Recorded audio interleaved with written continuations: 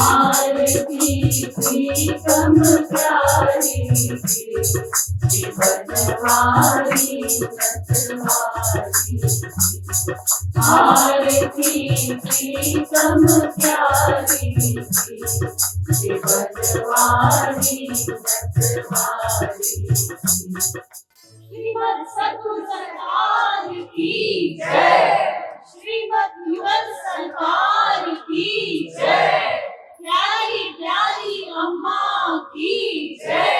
श्री राघवेंद्र सरकार की जय। श्री वृंदावन बिहारी लाल की जय। पहले आज से 70-80 साल पहले, 100 साल पहले हम पूरी प्राकृतिक जीवन शैली में जीते थे, चाहे शहरों में हो या गाँवों में। सुबह हम समय पे उठते थे, 4 बजे के लमसम उठ जाया करते थे। सूर्य निकलने से पहले मल का त्याग कर लेते थे और उसके बाद में दिन भर हम काम दिनचर्या में लग जाते थे।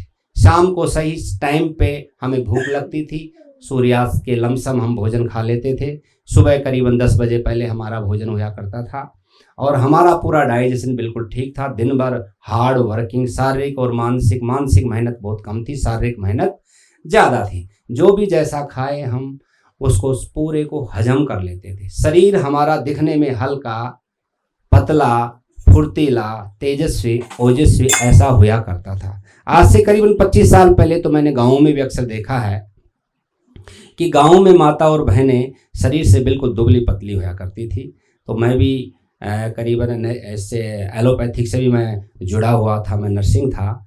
तो मैं जब प्रैक्टिस करता था मुझे लोग गाँव में बहुत कहते थे कि भाई डॉक्टर साहब कुछ ऐसी दवाई दो जो मोटा होने की।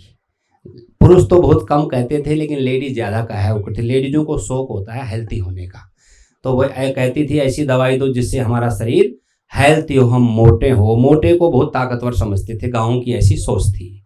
लेकिन जब आज हम देखते हैं उन्हीं लेडीज़ों को, जब मैं देखता हूँ परखता हूँ, तो आज उनकी स्थिति ऐसी है कि पूरे गाँव में कहीं पतली लेडीज़ दिखाई देती नहीं है। बिल्कुल शरीर से सब हेल्थी, दिखने में ऐसे महसूस हो रहा है कि भाई बहुत स्वस्थ है, चमकता हुआ चेहरा है बिल्कुल। लेकिन उनको दुनिया भर की बीमारी है। किसी के कमर में दर्द है तो किसी के घुटनों में है, किसी को शुगर है तो किसी को बीपी है। तो वो हेल्थी वैसे हेल्थी नहीं है, वो उनके एक मलभार है, शरीर में गंदगी रुकी हुई है, वजन ज़्यादा बढ़ा हुआ है और ज़्यादा वजन बढ़ने की वजह से वो रोगी हो गए। आज मिलती हैं तो वो कहते हैं भाई चलते हैं तो सांस आती नहीं है और भाई कोई ऐसी दवाई बता जिससे हम पतले हो जाएं। वो आज से 20-30 साल पहले कहती थी कि भाई हमें कोई ऐसी दवाई लिख के दो जिससे हम मोटे हो जाएं, और आज वही लेडीज वो ये कहते हैं कि ऐसी दवाई दो जिससे हम पतले हो जाएं। ऐसा क्यों? मोटा होने में फायदा है, पतला होने में? पतला होने में फायदा है। मोटे होने में तो एक मल भार है शरीर में। मोटे व्यक्ति के शरीर में कभी इम्यूनिटी सिस्टम पावर मजबूत होता नहीं है। पतले व्यक्ति के शरीर में यदि स्वस्थ रहता है तो इम्यूनिटी उसकी बड़ी मजबूत होती है, वो दीर्घायु जीता है, स्वस्थ रहता है और इम्यून सिस्टम बहुत सही उसका काम करता है। शरीर के अंग उसके सही तरीके से संचालित होते हैं। तो शरीर स्वस्थ रहे, चाहे मोटा हो या पतला हो, शरीर स्वस्थ होना चाहिए। लेकिन ज़्यादा मोटा होना भी तो एक रोग की निशानी है। उसमें जो चर्बी होती है, वो जो मेद होता है, वो पच नहीं पाता है, वो पाचन नहीं होता है, आगे वो धातु रुक जाती है। जिस चर्बी तक ही रुक जाती है उससे आगे वो धातु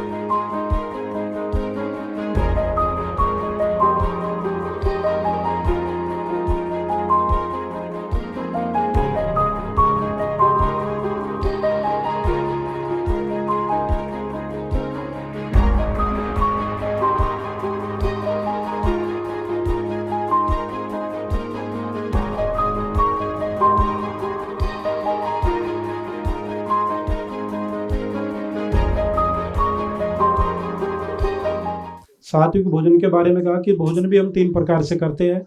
एक तो करते हैं हम जो मार्केट से हम खरीदते हैं भोजन, वो भोजन करते हैं। उसमें कैसी वाइब्रेशन होती है, लेने और देने की वाइब्रेशन होती है कि आप कमाओ, आप खाओ, मैं कमाऊं। तो जो लोग ऐसा भोजन करते हैं वे ज़्यादातर ऐसी दिमाग का, क्योंकि ऐसी एनर्जी का वे भोजन करते हैं तो उनकी एनर्जी भी ऐसी हो जाती है। फिर ज़्यादा प्राथमिकता अपने रिश्तों से भी ऊपर अपने पैसों को देने लगते हैं, क्योंकि उनको लेन देन का पैसों वाला ही भोजन उन्होंने किया। और दूसरा भोजन है घर का भोजन है। मेड हमारी कितनी मिर्च मसाला डाल ले, लेकिन माँ के हाथ का जब हम भोजन करते कहते हैं माँ के हाथ के भोजन में स्वाद ही अलग है, क्योंकि पॉजिटिव वाइब्रेशन माँ ने उसमें डाली थी।